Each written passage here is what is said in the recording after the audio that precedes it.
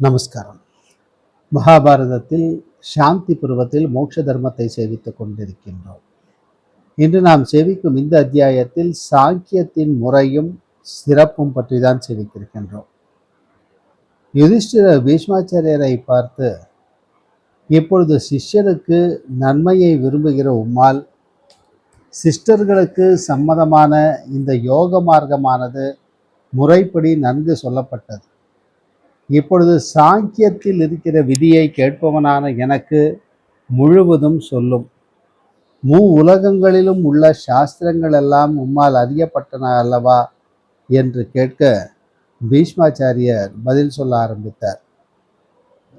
யுதிஷ்டிரா, எவ்வித தவறுதலான ஞானங்களும் காணப்படாததும், பல குணங்களை உடையதும், சிறிதும் தோஷமில்லாததும், எல்லா யதிகளாலும் ஸ்வதந்திரர்களாலும், அதாவது ஸ்வதந்திரர்களான கபிலர் முதலானவர்களாலும் அறியப்பட்டதுமான ஆத்ம ஞானிகளான சங்கியர்களுடைய இந்த விஷயத்தை முழுவதும் நீ என்னிடம் கேள்.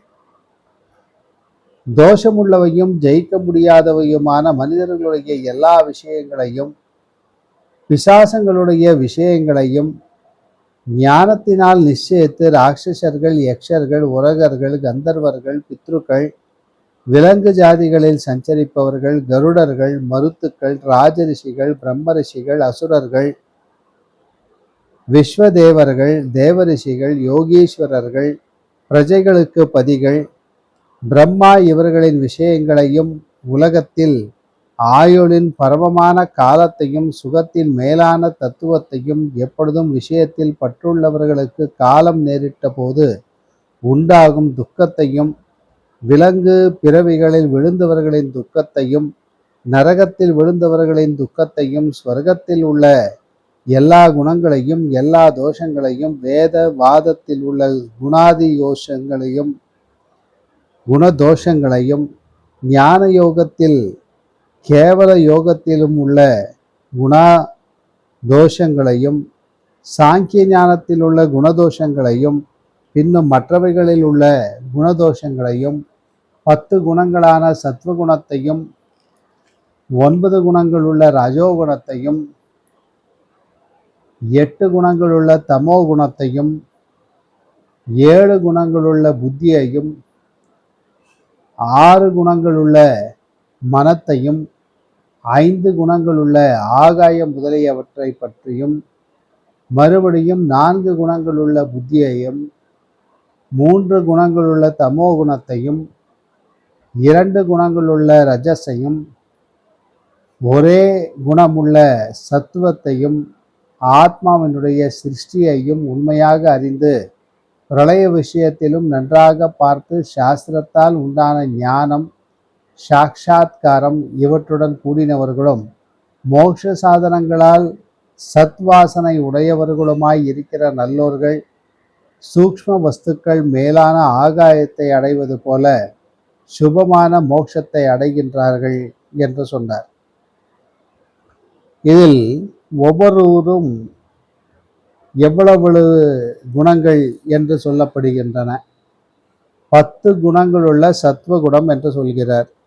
அந்த 10 குணங்கள் என்ன என்று பார்த்தோம் என்றால், ஆனந்தம், பிரீத்தி, கெட்ட விஷயத்தில் நடுக்கம், மனத்தில் பிரகாசம், புண்ணியத்தையே நாடுதல், சந்தோஷம், ஸ்ரத்தை, நேராயிருத்தல், தியாகத்தில் நாட்டம், ஐஸ்வர்யம் முதலியவை. அடுத்ததாக 9 குணமுள்ள ரஜோகுணம் என்று சொல்கிறார். அது ஆஸ்திகத்தன்மை,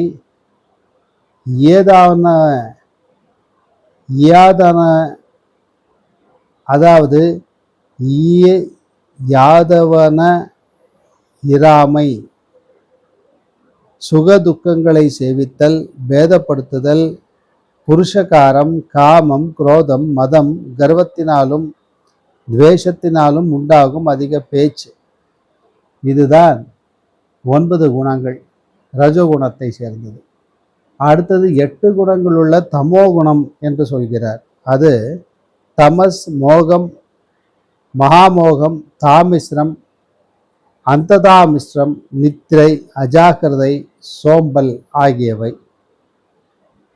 அடுத்ததாக 7 குணங்கள் உள்ள புத்தி என்று சொல்கிறார். அது மகத்துவம், அகங்காரம், சூக்ஷ்ம பூதங்களான தன்மாத்திரைகள் 5.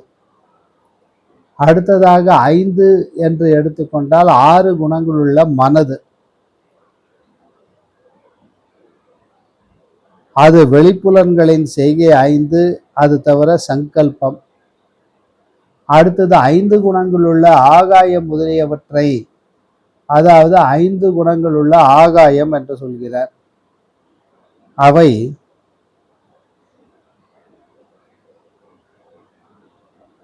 சப்தம் முதலியவை. அடுத்தது 4 குணங்கள் உள்ள புத்தி என்று சொல்கிறார். அது சந்தேகம், நிச்சயம், அகங்காரம், ஸ்மரணம். அடுத்தது 3 குணங்கள் உள்ள தமோ குணம் என்று சொல்கிறார். ஐயம், திரிபு, அழியாமை. இதுதான் 3 குணங்கள். 9வது 2 குணங்கள் உள்ள ரஜஸ் என்று சொல்கிறார். அது பிரவர்த்தி, துக்கம். அடுத்தது 10வதாக ஒரே குணமுள்ள சத்துவம் என்று சொல்லிவிட்டார். அது பிரகாசத்தை குறிப்பிடுவது. ஆக யுதிஷ்டிரா, ரூபத்தோடு சேர்ந்த நேத்திரத்தையும் கந்தம் என்னும் குணத்தை உடைய கிரணத்தையும், அதாவது கிராணத்தையும், சப்தத்தில் பற்றின ஸ்தோத்திரத்தையும், ரசங்களாகிற குணங்களில் பற்றின ஜிஹவையும், ஸ்பரிசத்தில் பற்றின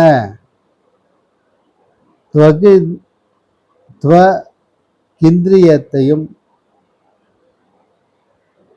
ஆகாயத்தில் ஆசிரியத்த வாயுவும், தமசில் சேர்ந்த மோகத்தையும், அர்த்தத்தில் பற்றின லோபத்தையும், விஷ்ணுவினிடம் சஞ்சாரத்தையும், இந்திரனிடம் சேர்ந்த பலத்தையும், உதரத்தில் சேர்ந்த அக்னியையும், ஜலத்தில் சேர்ந்த பூதேவியும், தேயுவில் சேர்ந்த ஜலத்தையும், வாயுவில் சேர்ந்த தேயுவையும், ஆகாயத்தில் சேர்ந்த வாயுவையும்,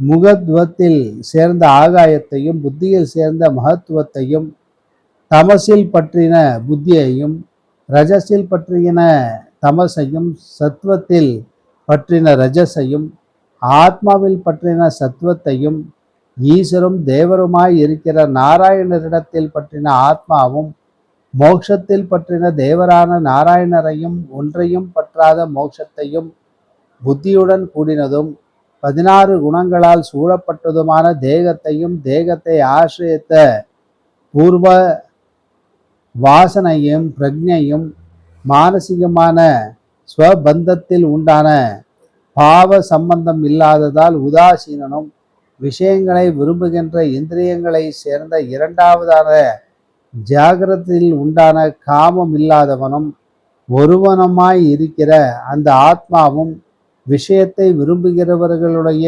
2வதான கர்மத்தையும், புத்தியில் ஆசிரியத்த எல்லா இந்திரியங்களையும், இந்திரிய விஷயங்களையும், வேதத்தை முன்னிட்டு மோட்சத்தின் அடைய அரிதான தன்மையையும், பராணன், அபானன், சமானன், வாயானன், உதானன் என்னும் வாயுக்களை ஆவகன், பரவகன் என்ற வாயுக்களையும், 7 விதமாக செய்யப்பட்ட மற்ற சப்த மருத்துக்களையும், பிரஜைகளுக்கு பதிகளையும், ரிஷிகளையும், சிறந்த பல வழிகளையும், சப்த ரிஷிகளையும், பல ராஜ ரிஷிகளையும், மகான்களான மற்ற தேவ ரிஷிகளையும், சூரியனுக்கு சமமான பிரம்ம ரிஷிகளையும், பெரிய காலத்தினால் ஐஸ்வர்யத்திலிருந்து நழுவும்படி செய்யப்பட்டவர்களையும், மகத்துக்களான பூத சமூகங்களுடைய நாசத்தையும், பாவ கர்மத்தோடு கூடியவர்களுடைய கஷ்டமான கதியையும்,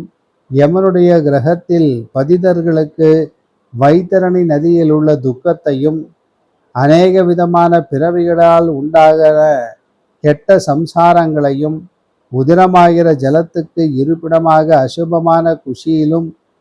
கொடிய துர்க்கந்தம் உள்ள கபத்திலும் மூத்திரத்திலும் மலத்திலும் வாசத்தையும் வீரியம் உதிரம் இவற்றின் சேர்க்கையால் உண்டானதும் மஜ்ஜை நரம்புகளின் சம்பந்தம் உள்ளதும் அநேக மெல்லிய நரம்புகளால் நிரம்பியதும் 9 துவாரங்கள் உடையதும் அசுத்தம் உள்ளதுமான சரீரமாகிய புறத்தில் வைக்கப்பட்ட ஆத்மாவையும் தமோகுணம் உள்ளவைகளும் அழகான வஸ்துக்கள் நிறைந்தவைகளுமான பிராணிகளுடைய கூட்டங்களையும் சாத்விகமான பிராணிகளுடைய அவமதிப்பையும் மகான்களும் ஆத்மவித்துக்களான சாங்கியர்களுக்கும் தனத்தால் உண்டாகும் நித்தியத்தையும் சந்திரனுக்கும் சூரியனுக்கும் உள்ள கோரமான உபதிரவங்களையும் சிறு நட்சத்திரங்கள் விழுவதையும் பெரிய நட்சத்திரங்களின் ஒளிவில்லாத சலனத்தையும் துக்கிக்கத்தக்கதான ஸ்திரீ புருஷர்களின் பிரிவையும் பிராணிகள் ஒன்றின் ஒன்று கொடுமையாக பட்சிப்பதையும் இளமையில் உள்ள மோகத்தையும் தேகத்தின் அசுபமான ஷயத்தையும் ராகமும் மோகமும் உண்டான பொழுது சத்வகுணமானது ஒரு மூலையில் ஒதுங்குவதையும் அறிந்து 1000 ஒரு மனிதன் மோட்ச புத்தியை அடைந்தவனாகின்றான் என்று சொல்கிறார் பீஷ்மாச்சாரியர்.